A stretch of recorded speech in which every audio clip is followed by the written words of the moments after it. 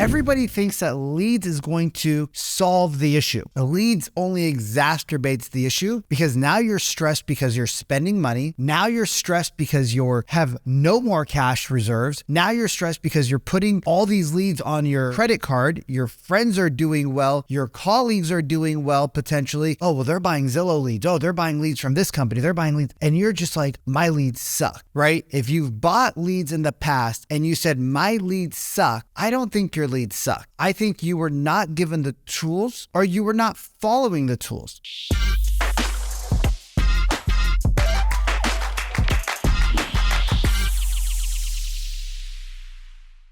Hey, welcome back. My name is Vikram Deol, and here we talk about sales, we talk about brand, we talk about influence, we talk about how do we build emotional influence, talk about Rapport 3.0, and we talk about all things real estate. I'm your host, Vikram Deol, and I am excited to talk to you about this topic. I burnt my hand just now making some coffee, so I got my little ice roller out here. I'm actually sitting here in beautiful Buenos Aires, Argentina, and I should probably have my microphone here as well. So let's get into it. I don't believe you should buy leads. You should not buy leads if you're a real estate. If you are a real estate agent and you are buying leads, I want to ask you what your conversion ratios are, right? If you are not able to track your numbers, if you are not able to spit out what your conversion ratios are, if you are not able to tell me, okay, I spent $1,000, I got 10 leads, it was $100 a lead, I called them 6 times, we have 3 appointments booked, we made 1 sale last month out of it. We have 5 people in the pipeline from the last 6 months. If you're not able to say those, you don't need to buy leads. What we need to do is we need to work on your business, right? We need to work on your business acumen. We need to work on your skills, and then we need to buy leads. Everybody thinks that leads is going to solve the issue.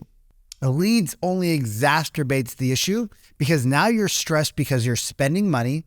Now you're stressed because you have no more cash reserves. Now you're stressed because you're putting all these leads on your credit card. Your friends are doing well. Your colleagues are doing well potentially. Oh, well, they're buying Zillow leads. Oh, they're buying leads from this company. They're buying leads. And you're just like, my leads suck, right? If you've bought leads in the past and you said, my leads suck, I don't think your leads sucked. I think you were not given the tools or you were not following the tools, right? I coach real estate agents every single day. I coach salespeople every single day on tonality, on pitching, on energy, on conversations. I was talking to one of my clients yesterday, or on whatever day it was, a couple of days ago, and we're doing our role play session. And this is a guy that sells probably somewhere near 75 houses this year. That's probably where he'll end up. He's got a team of 2. He's got admin, he's got support, he's got staff, right? They got all the people. And we're role playing and he buys leads online, right? He's at the position where he needs more bodies, he needs more prospects, he needs more names, he needs more people for his team to talk to. And so he started buying leads. And as we're role playing, right, I gave him a scenario. I said, hey, I'm going to give you an easy scenario. The sellers need to move because their children need to go to a new school district. But like everybody, they're concerned about the market. However, their need to buy in the new school district or get their kids into the new school district is greater than their need to save some money. So they're an ideal seller, buyer, potential client, right? They're an ideal client to sit down with and have a face-to-face coffee meeting, conversation, something of that nature. And the company that he's buying leads from, my partner over at Sheridan Street, if you guys want some info, just drop comment below. I'll get you guys a link. Boom, we'll get you guys set up and they can help you out. But they have an inside sales team that calls the leads on your behalf. So they do a live transfer.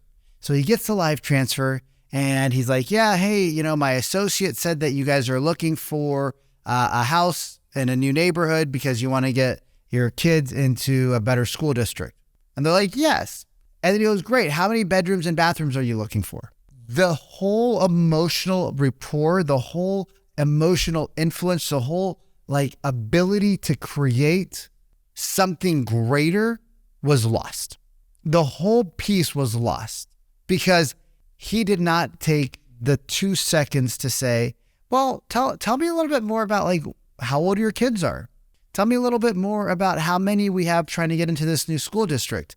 Tell me a little bit more about why this school is important to you or why this district's important to you. Tell me a little bit about why now matters. Maybe we can wait for 2 years, right? By asking those questions, the prospect starts to sell themselves on why they need to make a move now versus in the future, right? Not everybody is concerned about money, you guys. Some people have bigger aspirations and they can afford to move, and the rates are just an inconvenience in their life. It's not the end of their life, it's an inconvenience. It's like, all right, well, we were gonna go buy a new Lexus, but we'll keep our current Lexus and get our kids the school we want.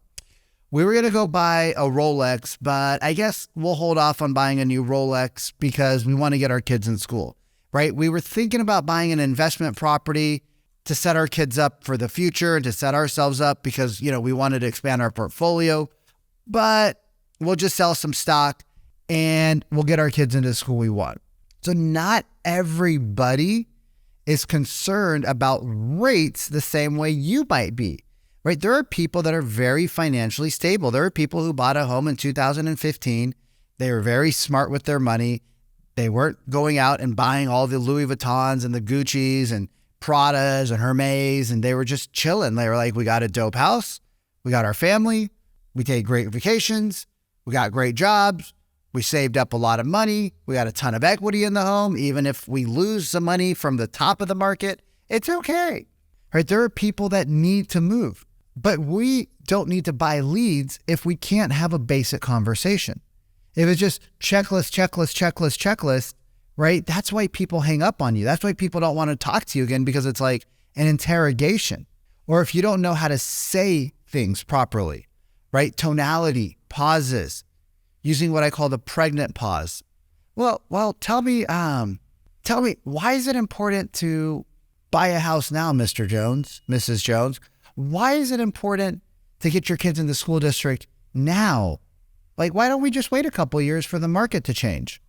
Right? Let them tell you why now matters and why they can't wait. And if they can wait, awesome. Sit down, have coffee, right? You got my coffee here, burn my hand. Fantastic. Let's try it. Let's see if it's any good.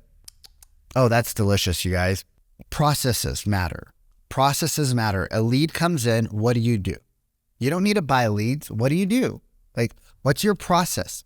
Good processes. My business partner and mentor, Sharon Srivatsa, always says, good processes drive great results, right? Good processes drive great results. So when you click an order for Amazon, if Amazon just ignores your order and your, widget shows up, whatever your Apple Pen shows up a week late, you're going to be pissed, right? You're going to be pissed. Well, if somebody reaches out to you and you don't reach out back to them, they have the opportunity to say, well, we don't want to use you because you didn't reach out to us for a week. We are not important to you. So before you go out and try to solve a gap, right? Before you try to start filling a hole in your business with spending money on leads, maybe we need to fill the hole with, what do we do? What's the process first? Do I have the capacity? Do I want to do it? Am I going to do it? Do I have the skills to do it? And then if all those are yeses, or, I don't really want to do it, but my business needs it and I can afford it. I know what to say. I know how to say it. I'm confident that I'll pick up my phone when it rings. I'm confident that when I get a lead, I'll call them back 75, 80% of the time within the first 5-10 minutes. I'm confident that I'll keep calling them for 6-7 days in a row to get a hold of them, and I'll send them text messages and I'll send them an email. I'm confident that I'm going to do the work that it takes. Then by all means, start buying some leads, right? And remember, leads are humans. So let's not call them leads. Let's call them humans. They're real people that are looking for information. They might be hard to get a hold of. They might push you around a little bit, but that's what you do to other salespeople. So it's okay. They're not being mean. They're just being consumers. And then you start to buy leads. But if you don't know how to say things, right? If you just are like, well, I'm going to call them and say whatever. I don't like scripts. You are not the person that's ideally set up for success with these people, right? I'm just going to let you know, I've spent, $2 million buying leads. We've made $6-7 million in commissions. The leads that we bought have become raving fan clients of ours. They've turned into lifelong clients. They've done $7, $8 million, $10 million in transactions, some of them that all came from online. So buying leads is not bad.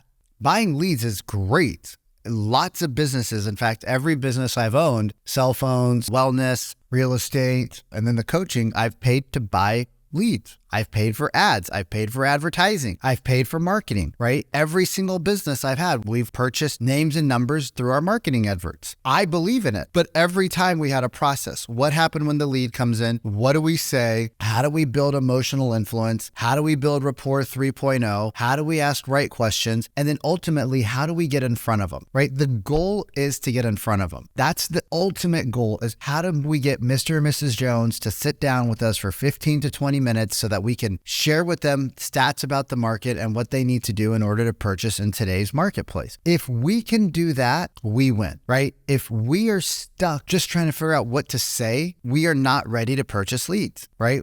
Don't buy things until you're ready to handle things. And if you're not sure, call the company and be like, hey, I'm thinking about working with you guys. What's your training process? Like, I've never bought leads before. I don't know how to talk to an online lead. Most of my business in the past has come from referrals. How do I maximize my spend, which could be $1,000, $2,000, $3,000? And for entrepreneurs and business owners, that's not a lot of money, but for real estate agents, for some reason, that's a lot of money. So how do I maximize my spend with your company? What training do you offer? Can I get a glimpse into the training? Can I see what I should say? Can I see like how to build rapport with them? And if the rapport question's like, we'll try to find commonalities, like they don't know how to build rapport either. That's not necessarily a bad lead generation company, but they're not a good sales company. And most lead gen companies are not great at front-end sales, which is what you do. So that's what I coach you on. I coach you how to talk to your clients, how to put the processes together, right? How to create the system, how to create the tonality. Because if you don't do all of that stuff, you're going to be losing money. There's a guy that does $1 million in commissions out of Canada. I heard his calls, right? I reached out to him. I'm like, hey, buddy, I've heard your calls. They suck, right? I didn't say that because obviously that's going to create a red flag, but I was like, can we listen to one of them together? And he's like, yeah, we listened to the call. It's like, what'd you think? He's like, yeah, it was a little rough, but we're still closing a bunch of deals. And I'm like, awesome. Do you want to close more deals? He's like, well, of course I do. I said, do you want to close more deals doing the same amount of effort that you're currently doing? He's like, yeah. I was like, let's get into a 90-day program. Got him into a program, 25% more appointments. It's 8 more appointments a month for this guy. That's crazy, right? 24 appointments, 96 a year. All right. Now he's got a bigger team. He spends a decent amount of money, like $4,500, $5,000, something like that. But imagine getting 25% more appointments. For some of you, that would mean like you actually have some appointments. For others, it means like an extra 15 or 20 a year. That's an extra 10 to 15 sales if you know how to do a good buyer consultation. If you follow my listing presentation and my foundation pieces and the 3 truths in pricing, right? How to win in the first 7 minutes, how to win before you show up, right? If you follow that process that I teach my clients, you win 85% of your listings. So you guys, you don't need to buy leads. What we need to do is work on skills. Once you have the skills, by all means, let's go full blown and I'll set you guys up with the best lead gen companies out there and go buy leads. But until you have the skills, don't try to plug the hole of I need more business with spending more money, right? I don't think that's the right way. I think the best way to do it is, hey, I have a hole in my business. Let me get the skills. Let me convert the people that are already in my CRM, already in my database, and then I go out and spend money. You guys, if you like this, drop a like, drop a comment, subscribe, and hit the notification bell so that every time I drop content, you are one of the first to see it. I love you. I appreciate you. This is a tough market. I understand. Keep watching because I'm going to keep dropping my best tips on YouTube. And I want to see you win going into 2023 and 24 and 25. See you guys soon.